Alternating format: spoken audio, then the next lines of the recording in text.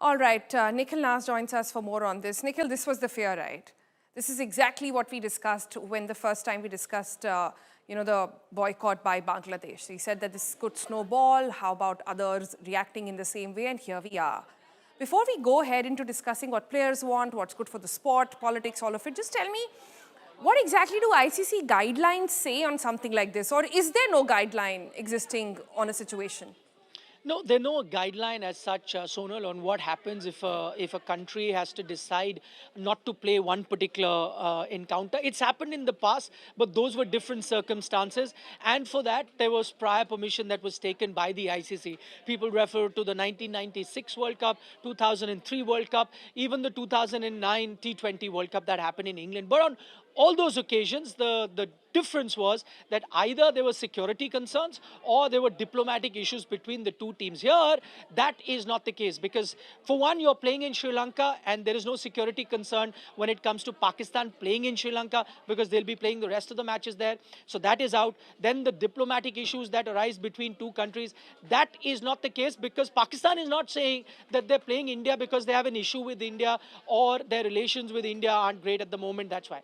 They are actually saying we will not play versus India because of what has been done to Bangladesh by the ICC. So in both these scenarios, I think this is going to be very tough to cut any sort of mustard with the ICC. And that's why I think the ICC will have to take a call. What typically happens here, the ICC board will have to meet, and that I reckon will happen probably post the T20 World Cup. For now, you might see a scenario where Pakistan doesn't play the India game, which means they give those 2 points away to India. Also, their net run rate takes a massive hit, and which will make it very difficult for them to progress through into the tournament. They might just be eliminated in round one, as it happened in the last World Cup. But be rest assured, the kind of step that they are taking, I think I can call it a misadventure at the moment because they are definitely going to be sanctioned monetarily as well as in terms of cricketing, logistics as well going forward because bilateral series will be hampered. Their own league in PSL will be hampered. And of course, as I said, monetary sanctions also coming their way. You're pretty confident that sanctions are going to come their way. But help me understand this. How exactly are Pakistan players seeing this? Well, we've only heard from the Pakistan captain, and he said, listen, we abide by what the government says and what the board is doing. But let me just put it into perspective what happens to Pakistan cricket. And two very important bits. See, Pakistan cricket at the moment is no match to India. Anyone who follows cricket knows that. Why is it that India has gone so far ahead and Pakistan is lagged behind, though at one time there used to be very close encounters between the two countries? That's because of the terror attack that happened in Pakistan in 2009, after which international teams stopped going to Pakistan. So for a decade and a half, they didn't have any international cricket being played in Pakistan. Now, slowly and gradually, they've come across that. They've started having international cricket return. The PSL has started. Now what you're risking is, you are actually, it's not, and you need to understand the context. It's not a fight between Pakistan and India. What Pakistan has done is actually fighting the rest of the cricketing world. Because what is the issue that they're not playing the India game? They're saying that you've done injustice to Bangladesh. Who did injustice to Bangladesh? Not India.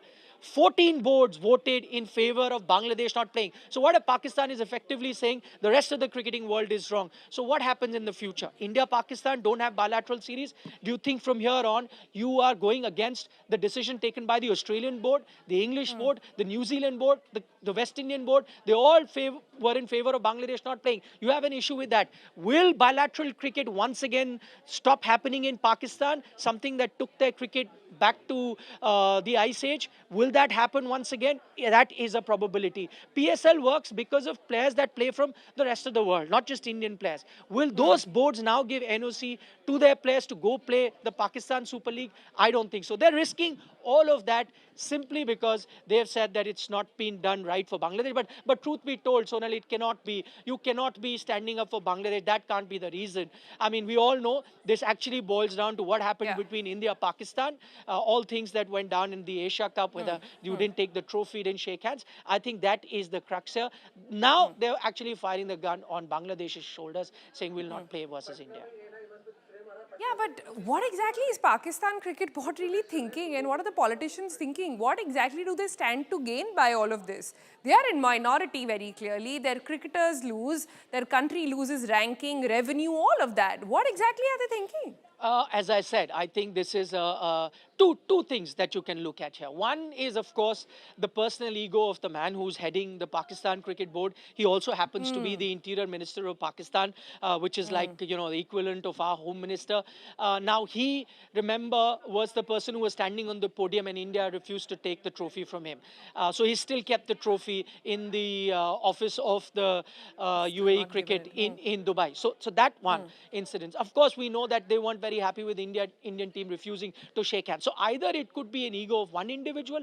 The other thing that you can look at it, because it's the government that's taken a call, it could be a geopolitical sort of a, you know, extending of a hand of friendship towards Bangladesh. Maybe Pakistan perceives, we've heard it from the Indian government, that Operation Sindoor is ongoing. Maybe they foresee some sort of skirmish at the border. So, you know, to have another ally in Bangladesh to open two fronts versus India. So it could be a very political decision that they are taking at the moment. But they are sacrificing cricket because, as I said, apart from the sanctions, let me tell you what is going to be the immediate impact. I'm going to sum it up in a couple of sentences. See, total revenue that comes from the ICC is $600 million. India get 228, the lion's share of that revenue, $228 million. About $55 million is what Pakistan gets. Now, everyone will see this figure and say, listen, Pakistan has done it. India stand to lose far more than Pakistan, 200 plus million dollars. We just have 50. But what you forget is the minute details. That $55 million that Pakistan gets is about 70% of their total cricketing revenue. The 250 plus million dollars that India gets from ICC is less than 10% of India's total revenue. So what happens? India stand to lose about 5% of their total revenue. Pakistan is closing in on 70%. Who is it going to hurt? It's going to hurt Pakistan. And this one final question that I have, and I've been to Pakistan. I know the people in Pakistan love their cricket. Some may be high on ultra nationalism, but there's one question I think they should ask Mr. Naqvi, and that is that when all things were being done to Pakistan, not shaking of hands, not taking the trophy, even then Pakistan said, no, we will play India. So they were okay playing India even when they felt hurt. Now it's happened to Bangladesh, and Pakistan is saying we will not play India, risking their chances of not just sanctions, of going through in the tournament. How must a Pakistan cricket fan feel at the moment that you are sacrificing their cricket for your personal ego, or maybe it's geopolitics? Yeah, but Nikhil, this is then clearly a case when the government is overruling a cricket board, overruling a cricket sentiment in the country of the players. What ICC can barely do anything. ICC can just confront the state, or it can't even do that, right? It can just punish, and in some form or the other, you're punishing the sport, aren't you? Well, unfortunately, that's how the cookie crumbles, Sonal. It is incumbent on the board of that cricketing nation to convince their government, help them see what is it that it's going to do to cricket. But, it is unfortunate, but we've seen the sport of cricket being sacrificed at the altar of geopolitics. Not now, it's happened for a very long time. I mean, as we speak, Pakistan took that decision of not playing India. On that day, that is yesterday, Pakistan were playing an under-19 Cricket World Cup match versus India. You'll have a scenario where Bangladesh is not coming to India for the World Cup, but their shooters are going to be traveling to India in a short while from now to participate. I must also tell you India's stance as well. India refused to go to Pakistan to play cricket, but India sent its bridge team, its squash team, in fact, the Davis Cup team as well, traveled to Pakistan about a year and a half ago to play a tournament there. So I think it's only cricket because that grabs all the eyeballs, and politicians, like to make a statement, and that statement is only made when you get cricket involved. And so a lot of times you've seen cricket being used as an instrument of politics, and that's exactly what's happening in this case as well. Nikhil, every time you say this could happen, it actually happens. So one requesting you to not. I'm just hoping perhaps that it does not manifest itself in other ways as well. But last question I have, in a crisis like this, does it really expose the role ICC plays? Can it, at this point, like if say example of somebody who's an ardent, cricketing fan, what do they expect ICC to do at the moment? To sort of drive some sense into Pakistan, build consensus, or say, no, rules are rules? What exactly should ICC be doing in the interest of the game? Well, that's very interesting, Sonal. I must say, and I'm going to compliment ICC on that, they have exercised a lot of caution. If you look at that press release, they've exercised a lot of caution. They've been very patient. They were patient with Bangladesh as well. When Bangladesh said they don't want to play in India, they didn't, just took a high-handed decision immediately. They, in fact, had a couple of meetings with them over video conferencing, traveled to Bangladesh, tried to see them the bigger picture, but it didn't happen on that occasion. And similarly with Pakistan, if you look at the latest release, they say that this selective participation is against the spirit of the sport, it's against the sanctity of the sport.